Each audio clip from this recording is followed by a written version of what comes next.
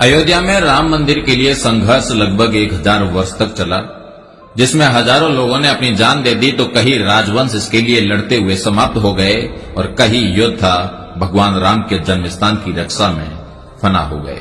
आज हम आपको बताने जा रहे हैं वो चौंकाने वाले ऐतिहासिक तथ्य जो राम मंदिर से जुड़े हुए हैं। कन्नौज के गहड़वाल राजपूत वंश के 5 सम्राटों चंद्रदेव, मदनपाल, गोविंद चंद्र, विजय चंद्र और जयचंद्र के शासन काल में अयोध्या का चतुर्दिक विकास हुआ। त्रेता के ठाकुर तथा विष्णु हरि शिलालेख के अनुसार 1130 में गोविंद चंद्र तथा 1184 में जयचंद्र ने श्री राम मंदिर का जीर्णोद्धार करवाया। अवधवासियों के अनुसार आक्रांता से लड़ते लड़ते जयचंद्र की वीरगति के बाद हिंदुओं का सूर्य अस्त हो गया। देश में विदेशी आक्रांताओं का दौर बढ़ने लगा और भारत पर हो रहे आक्रमणों की इस कड़ी में खानवा के युद्ध के बाद महाराणा सांगा की मृत्यु तथा चंदेरी में मेदिनी राज प्रतिहार की वीरगति के बाद बाबर ने अवध पर विजय के लिए मीरा बाकी को सेनापति बनाया।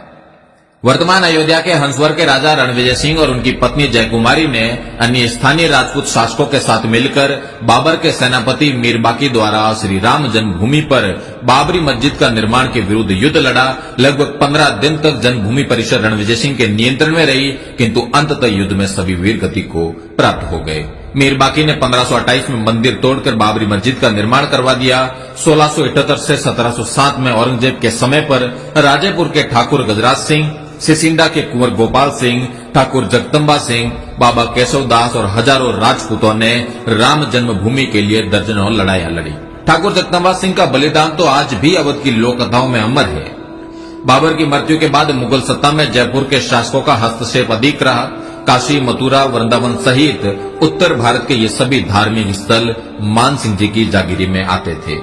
जयपुर रोयल के अभिलेखागार के अनुसार 1717 में सवाई जयसिंह द्वितीय ने सरयू नदी के किनारे श्री राम जन्म स्थान खरीदा और 1725 तक इस मंदिर का जीर्णोद्धार करवाया। उत्तर भारत के धार्मिक स्थलों पर मिर्जा राजा मानसिंह से लेकर सवाई जयसिंह जी तक के जयपुर के शासकों का अधिकार होने के कारण मुगल सत्ता द्वारा स्थानीय नवाबों को मंदिर परिसरों से दूर रहने के सख्त निर्देश थे।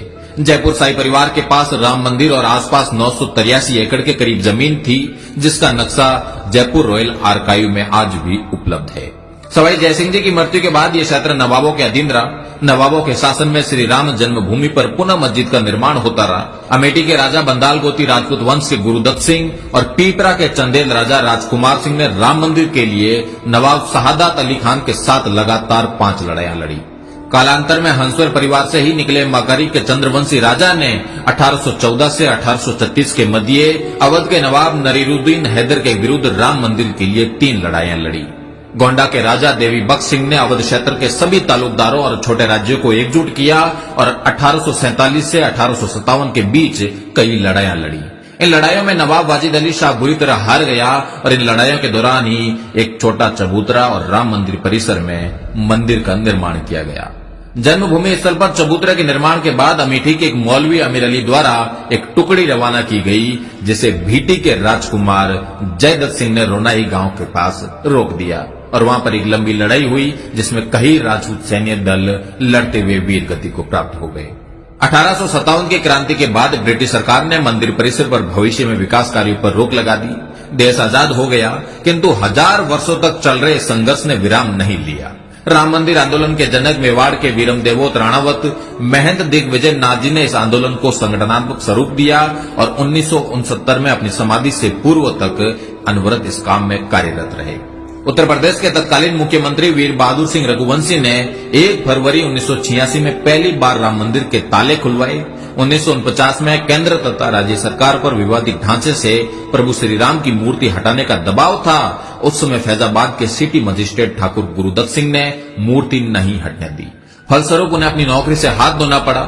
निर्मोही अखाड़े के संतों के बाद शायद अशोक सिंघल पहले प्रमुख हिंदू नेता है जिन्होंने स्वीकार किया कि ठाकुर गुरुदत्त सिंह के योगदान ने राम जन्मभूमि के इतिहास की दिशा बदल दी और राम जन्मभूमि पर नियंत्रण के लिए हिंदू संघर्ष की समय रेखा में एक मील का पत्थर स्थापित किया। विवादित ढांचा गिराया गया और आज हम देखते हैं कि महंत दिग्विजय नाथ जी की भावी पीढ़ी योगी आदित्यनाथ जी के तप परिश्रम के फलस्वरूप प्रभु श्री राम के मंदिर की प्राण प्रतिष्ठा होने जा रही है। लगभग 1 सहस्त्र वर्ष के क्षत्रियों के संघर्ष के बाद आज क्षत्रियों को कौन सा स्थान प्राप्त है, इसका आप स्वयं मूल्यांकन करें।